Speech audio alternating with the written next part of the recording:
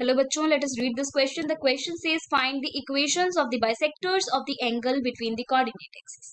सबसे पहले की कॉन्सेप्ट डिस्कस करेंगे. सो किस तरीके से इस क्वेश्चन को सॉल्व करेंगे. हमसे पूछा है इक्वेशंस फाइंड आउट करो bisectors of the angle between the coordinate axis. Coordinate axis कौन सी होती है? X axis and y axis. तो let us draw the x axis and y axis. अब वो पूछ क्या रहे हैं कि आपको बेसिकली क्या फाइंड आउट करने हैं? बाइसेक्टर्स की इक्वेशंस फाइंड आउट करनी है.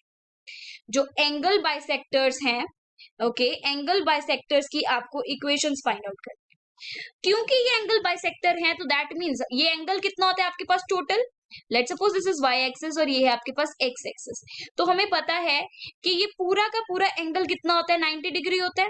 सो अगर ये एंगल बाइसेक्टर है तो डेफिनेटली ये वाला जो एंगल होगा ये 45 डिग्री होगा, ये वाला एंगल भी 45 डिग्री होगा, राइट.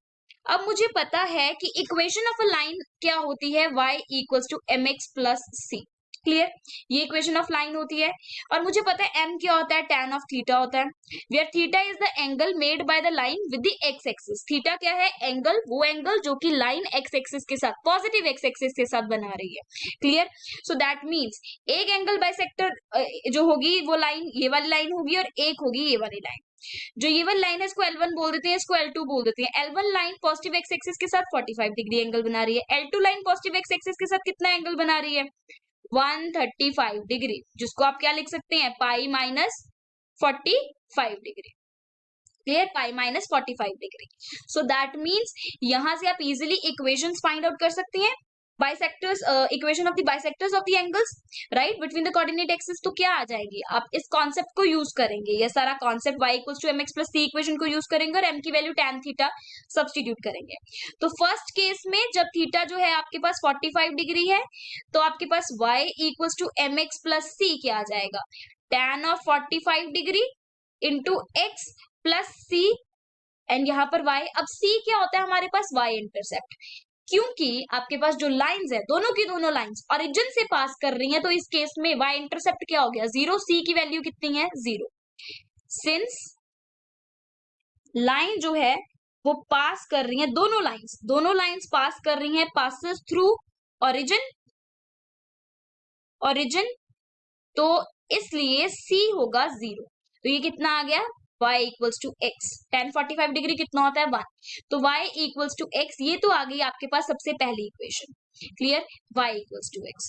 सेकेंड इक्वेशन भी फाइंड आउट करनी है हमें.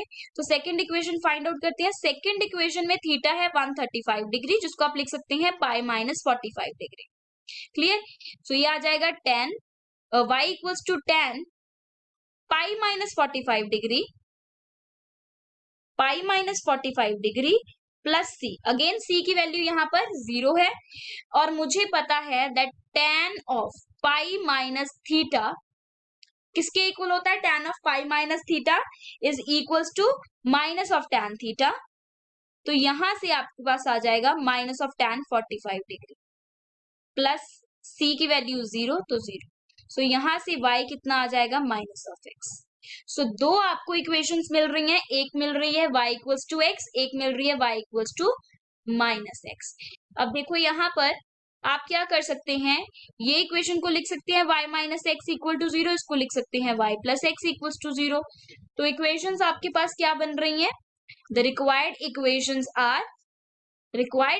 आर सो फाइनल आंसर क्या आ रहा है? The final equations are y plus minus x equals to 0. ये आपको दो इक्वेशंस मिल रही हैं दोनों बाइसेक्टर्स की. ओके.